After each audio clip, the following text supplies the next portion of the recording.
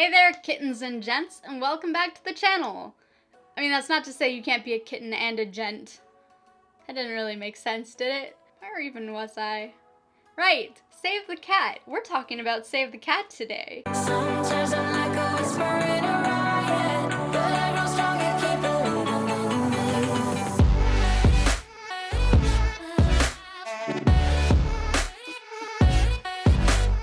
Now, shout out to Cam over at Wolfshot Publishing, because I did get this idea from him covering the hero's journey. So if you're interested in the hero's journey, I will link his video in the description and in the end cards, so you can go check that out, preferably after you finish watching this video. But I'm going to cover Save the Cat, which is an alternative.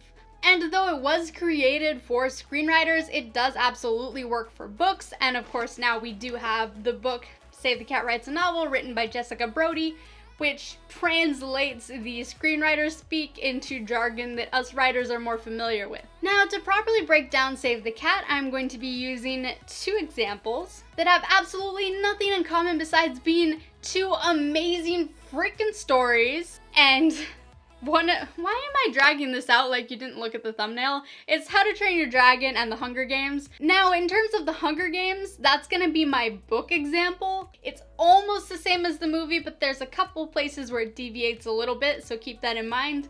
Oh, and spoiler warning for anyone who hasn't watched How to Train Your Dragon or read The Hunger Games. And if that's you, I regret to inform you that we can no longer be friends, so you should work on getting that fixed. I'm kidding. Or am I? So Save the Cat is a narrative sort of structure guide map developed by the late Blake Snyder, who was a screenwriter. He called it the Blake Snyder Beat Sheet, but he put it in a book called Save the Cat. And because that name is way more fun, and because we make the rules, we all just started calling it Save the Cat. And if he didn't see that coming, that's his fault. And the book itself got its name from a tip that's contained within the book that has nothing to do with the beat sheet, but basically says that if you have a protagonist that starts out unlikable, you have to have him save a cat. Which is fucking amazing advice, because you can't hate a protagonist that saved a cat. Do you want to be saved? I will save you. So Blake Snyder later published a non-fiction book called Save the Cat Strikes Back. I'm trying to save you, let me save you. So Save the Cat Strikes Back just contains mostly screenwriting advice that didn't fit into the first book, but it does contain a slight adaptation of the beat sheet where he makes a 5-step finale. So I will be covering that. He also includes a diagram of what he calls the transformation machine, which is supposed to help you understand the beat sheet. I'm not going to be covering that because I don't understand how it works. Now, Blake Snyder in his beat sheet, you didn't see that. Nothing fell down. You actually didn't see that. Ooh, see, I'm innocent.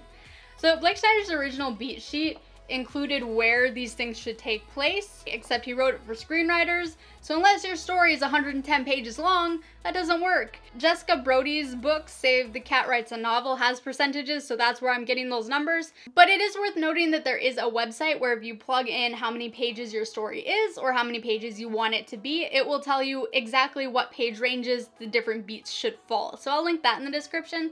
Now to the actual sheet. Oh, great! Oh no.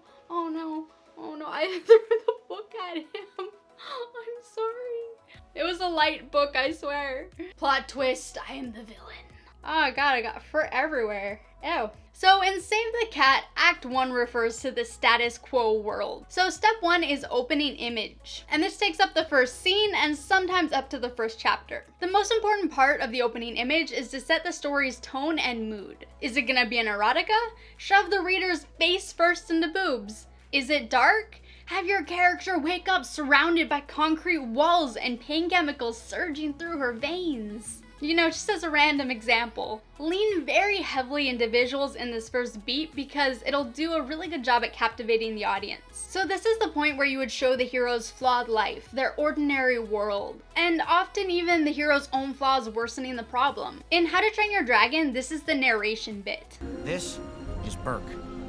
It's 12 days north of hopeless and a few degrees south of freezing to death. And that's what starts to color this world. And then we see that Hiccup isn't what we normally envision as a Viking. In the Hunger Games, this is when Katniss wakes up to her screaming sister and comforts her, and Katniss is thinking about how she has to go out and hunt for her family to survive, which brings us into stage number 2, which is theme stated. And this can happen anywhere between 5% and 10% in the novel. This is where the character's need is hinted at right up front in the story. Readers want to see that you plan to delve into some aspect of what it means to be human. And so this is where you prove to them that you're going to be doing that. Now, because you need your hero to ignore that advice for most of the book, the theme should generally come from someone that the hero doesn't take super seriously. Sometimes it can even be an annoying platitude on a billboard advertising underwear. Sometimes it's Tom, that weirdo from work who has pictures of pugs all over his cubicle even though he doesn't own a dog. The point is, it has to be realistic that the hero didn't listen to the theme this first time it came around. In How to Train Your Dragon, this is where Hiccup argues with Gobber. If you ever want to get out there to fight dragons, you need to stop all this. But you just pointed to all of me. Yes, that's it. Stop being all of you. Oh. This is subtle, because the ultimate theme of How to Train Your Dragon is that you should be yourself. In the Hunger Games, Gale introduces the theme. Take off, live in the woods, it's what we do anyway. They'd catch us. We wouldn't make it 5 miles. No, I'd get 5 miles. The ultimate theme is that Katniss needs to stop playing along with them. She needs to stop being a piece in their games. If this bit has you stumped, that's okay. Theme can be really tricky. When you finish watching this video all the way to the end, yeah, I said the end, I will link in the end card a video on want versus need where I talk a lot about theme. Next stage, we have setup. So setup starts anywhere between 1 to 10% of the book. The theme stated happens right in the middle of it. This is the place where you truly introduce your character's status quo world. This is also where you introduce your character's want and their goal, as well as most of the characters that will exist in Act 1. This is also where you show in depth your character's flaws and how those flaws are f***ing up their life. This can play out in so many different ways, but the ultimate goal is to show your audience that something needs to change. Do I actually have to go save my cat? What is happening? He's freaking out. Can you guys hear him? I don't think you can hear him. So in How to Train Your Dragon, this point actually starts when Hiccup introduces Stoic the Vast. And here we get some minor character introductions and names of different dragon types. And this is where Hiccup runs out and shoots the cannon he made himself. And he hits the dragon, but no one believes him. In the Hunger Games, this is where we see District 12 and how the capital is basically slowly killing these people. And this is where we learn that Katniss frequently breaks the law to survive and to protect her sister and mother. Step number 4, we have Catalyst. And this happens at the 10% mark or earlier, and this is generally a single scene beat. This is the scene that either yanks your protagonist out of their status quo world or at least shakes it up. The catalyst has to be huge and destructive, so much so that your character can't possibly return to the way that things were. Humans hate change, and so we generally only change when we really have to, which means the catalyst is almost always something bad. In How to Train Your Dragon, this is where Hiccup goes out into the woods and finds Toothless, and he tries to kill him, but he can't bring himself to do it, and so he sets him free. In the Hunger Games, this is pretty hard to forget. Primrose Everdeen. I volunteer as tribute! Stage 5 is debate, and this takes place between 10% and 20%. And this is where you show your protagonist's resistance to change. This is where they generally debate on what they should do and weigh their options. In some stories where the character doesn't actually have a choice, this can take the form of denial or preparation, whether that be physical or emotional. In How to Train Your Dragon, Hiccup tells Stoic that he isn't a dragon killer. Or he tries to. I think it's time you learn to fight dragons. What? No, you go first. Dragon training. You start in the morning. Oh man, I should have gone first. Way to go, Hiccup! Now, in the Hunger Games, she debates on whether or not she can win. Just trying to win. Maybe you can. Maybe I can. I am smart, you know. So this encompasses the whole period from when she starts to say goodbye up through her whole time on the train. And that brings us to Act 2. Act 2 is the opposite of Act 1, and these worlds should be as different from each other as possible. So step 6 is Break into 2, which takes place at the 20% mark. As the name implies, this is where the character falls straight into the upside down world, the extraordinary world, the unordinary world. That's the same thing as extraordinary. words, how do they work? Now, it's important to note that the character doesn't actually have to go somewhere else in this stage. The story could instead just throw them straight headfirst into something very new, and that could be a new experience or a new place. In How to Train Your Dragon, this is where we see the arena for the very first time and get our very first scene in it. In the Hunger Games, this is the moment where the train enters the capital, and for the first time we see the capital citizens and how very different this world is from District 12. And then we have Stage 7, which is B story, and this usually takes place around the 22% mark of the book. This is a single scene beat that technically can fall within the past stages, but this is where we meet the B story character for the first time. Though I should note that sometimes there are multiple B story characters, and that's okay too. Generally, the B-story character is a love interest, a mentor, a friend, but the B-story character exists to help your hero embrace the theme. And generally, they need to be someone who didn't exist in the ordinary world, or else, how did your character not change before? And your B-story character can perform this role in multiple ways. In How to Train Your Dragon, the theme is to be yourself, and it's Toothless that helps Hiccup reach this realization. So this is the scene where Hiccup goes back into the forest and tries to befriend Toothless for the first time. In the Hunger Games, this is actually a few steps back. Peeta is our B-story character, and he is the embodiment of the theme. I just don't want to be another piece in their game, you know? And stage number 8 is Fun and Games. And this takes place generally from 20% to 50% of the novel, and it is a long beat. And that's because this is the section of your story where you deliver on your premise. And don't let the terminology trip you up. Fun and games means fun and games for the reader and does not necessarily mean fun and games for the character. Because this is where your character is trying to handle the new world, and generally you have a little mixture of failing and succeeding, but in the end your character should either have more successes than failures with kind of an upward trend, or more failures than successes with kind of a downward trend.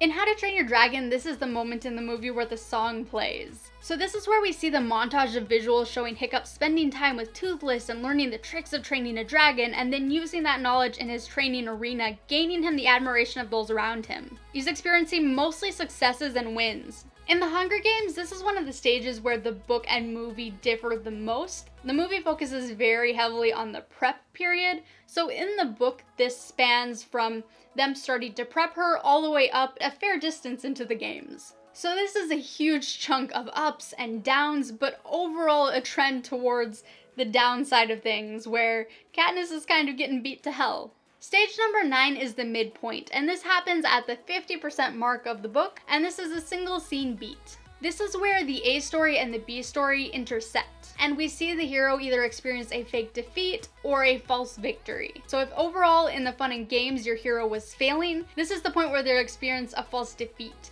And if overall your hero was winning, this is where they'll experience a false victory. These have to be false because your hero hasn't yet learned the lesson, and 50% of the book is still left, and if they won here, there wouldn't be any more book. In How to Train Your Dragon, this is a false victory where Toothless and Hiccup do the test flight, cooperating to fly together for the first time in a moment that takes the audience's breath away.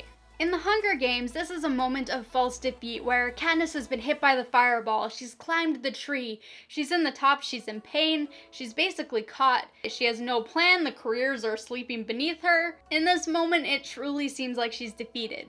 Which brings us to stage 10, which is the bad guys close in. And this is a multi-scene beat taking place from about 50% of the novel to 75% of the novel. And this is where you get the flip side of the midpoint. So if you had a false victory in the midpoint, this is going to be where everything starts to go downhill. And if you had a false defeat in the midpoint, this is going to be where things start to look up. This is often the point where the bad guys regroup, and is often also the point where the hero's flaws close in. They still haven't dealt with them, and now they're catching up, leaving a path of destruction in their wake where the casualties are generally the characters' relationships, their hope, their dreams, their plans. In How to Train Your Dragon, this is the moment where Hiccup is declared the winner of the training and is given the honor of killing a dragon. And then Astrid is angry and follows Hiccup, seeing Toothless, and then this is where we see the dragon nest for the first time. Then in the test, Hiccup refuses to kill the dragon, but a mishap leads to the dragon trying to kill him, at which point Toothless saves his life, but is then captured. This is where Hiccup messes up and accidentally reveals to Stoic that Toothless is able to find his way to the nest. In the Hunger Games, this is when Rue shows up and shows her about the tracker jackers, and she drops the nest and escapes. And then this is the whole period that includes Rue. Stage 11 is All Is Lost, and this is a single action-filled beat that takes place at the 75% mark of the story. Change is hard, and so often we don't change until we're at our lowest of lows, and even denial can't save us. They should at this point be in a worse position than when the story started. So this is where you destroy your character and don't pretend you don't want to. We all enjoy it. There's no judgment here. Unless you haven't watched How to Train Your Dragon or The Hunger Games, in which case I'm judging you. For legal reasons, that's a joke. For legal reasons, that's a joke. This is generally a place where a lot of characters die, especially the mentor. If you're a mentor and you reach this part of the story, you better just run. And sometimes even the main character nearly dies or experiences a fake death or is brought to the brink of death. And because your hero still hasn't learned their lesson, more often than not, this pain and all of this destruction is something that they caused because of their flaws. In How to Train Your Dragon, this is when Stoic leaves, taking Toothless with him to find the dragon's nest. You've lost everything. Your father, your tribe, your best friend. Thank you for summing that up. And in the Hunger Games, this is the moment when Rue dies and Katniss sings to her. Which brings us to step number 12, which is Dark Night of the Soul. And this is 75% to 80% and brings us into Act 3. All Is Lost is a single scene beat, but the hero needs more time than that to process it all. This is where the hero broods, and then broods some more. This is where they walk through the rain and kick puddles, and a car drives by and splashes them, and they curse the world for being so cruel, and you laugh because you did this to them. In How to Train Your Dragon, Hiccup broods very briefly, but then Astrid gives him the spark in the darkness, reminding him that he's not like the other Vikings. 300 years, and I'm the first Viking who wouldn't kill a dragon. First to ride one, though. This is when he realizes that the solution is to be himself. In the Hunger Games, this is where Katniss puts the flowers on Rue's body and gives the three-fingered salute,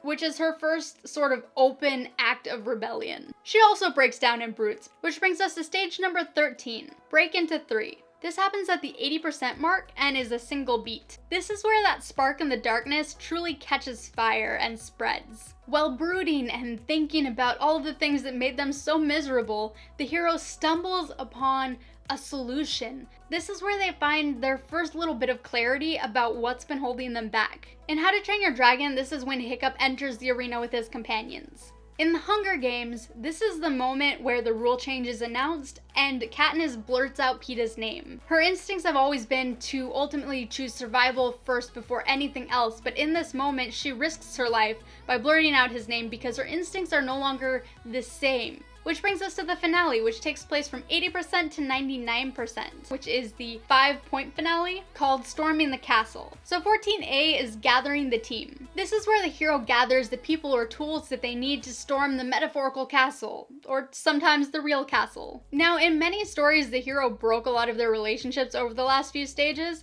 so this is where they make amends. In How to Train Your Dragon, this is him introducing the dragons to his companions and showing them how to ride them. In the Hunger Games, this is where Katniss sets out and goes to find Peeta at the river and drags him out. 14B is executing the plan, and this is where the hero actually storms the castle. But it should also feel futile. Like there's no chance they can actually win, but they're hyped, so they're gonna try anyways. In How to Train Your Dragon, this actually takes the form of Stoic starting his attack on the dragons, in tandem with Hiccup and his companions going after them. In the Hunger Games, this starts with Katniss in the cave, and then she goes out and risks her life to get the medicine for Peeta. And this also stretches out to include all of the running from the mutts and all the way up to killing Cato. Which brings us to 14C, which is the High Tower Surprise. And no, that isn't a dessert, but it sounds like a dessert name, and I want whatever the hell that is. So this is named after the oh-so-common moment when the hero opens the door to the highest tower, and instead of finding the damsel in distress, he finds a wolf in pajamas, because the bad guys were a step ahead all along. In How to Train Your Dragon, this is where the giant queen dragon is revealed, and Toothless sinks into the water and Hiccup fails to free him. In the Hunger Games, this is the moment where the game makers announce the rule change. Which brings us to 14D, which is Dig Down Deep,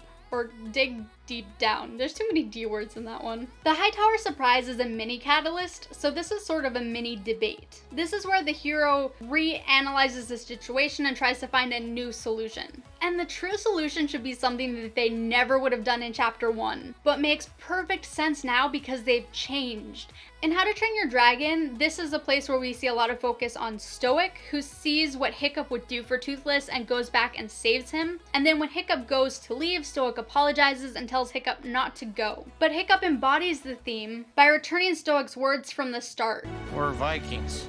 It's an occupational hazard. But now the theme is applied with new context. In the Hunger Games, this is where the B-story boy himself says, One of us has to die. They have to have their victor. which leads to Katniss realizing a way she can rebel and force the Capitol's hand. Which brings us to last but not least, 14E, which is the execution of the new plan. This is where the hero goes all in and jumps. Blind leap of faith, and because the whole point of the story was them finding the true theme, they succeed. Or at least generally they do. Sometimes the theme is a little bit of a switch and the theme is that you shouldn't trust the theme. In How to Train Your Dragon, the new plan is sort of just Hiccup now having Toothless because Stoic saved him. So this is a point where without the combination of Toothless and Hiccup, we wouldn't have had a victory. In the Hunger Games, this is where Katniss hands Peeta some of the berries and they start to bring them towards their mouths and the game makers stop them and declare them both victors. The ultimate goal of these last 5 steps is to wipe away the fog concealing the message of the story. Which brings us to step number 15, which is the final image. And this takes place from the 99% mark to the 100% mark. So this is where you show the hero post-transformation. So often you'll find that the final image takes place somewhere familiar where we can have these similar settings that really bring out the differences in the protagonist. This is really important because it proves to the audience that the story meant something. Things are different now, and there's no way for the hero to go back to the way things were. In How to Train Your Dragon, we get the scene where Stoic gestures to all of him. Turns out all we needed was a little more of this. You just gestured to all of me. And so we see the same village where the initial image showed it attacked by dragons, and now we see it full of dragons living in peace with the Vikings. In the Hunger Games, this is the train ride home, where we see Peeta and Katniss as victors. So with all of that laid out, How to Train Your Dragon and the Hunger Games are 2 fantastic pieces of storytelling, and yet they don't fit perfectly within the confines of this box. And that's okay. Writing is art, and therefore you should sometimes break the rules, especially where it suits your story better. And so that was it for this video. Sorry that was super long. If this didn't quite seem like the beat sheet for you, I actually designed a fusion of Save the Cat and the hero's journey. End card, description. All the other videos are also linked in the places. And thank you guys so much for watching. As always, I will see you in the next video.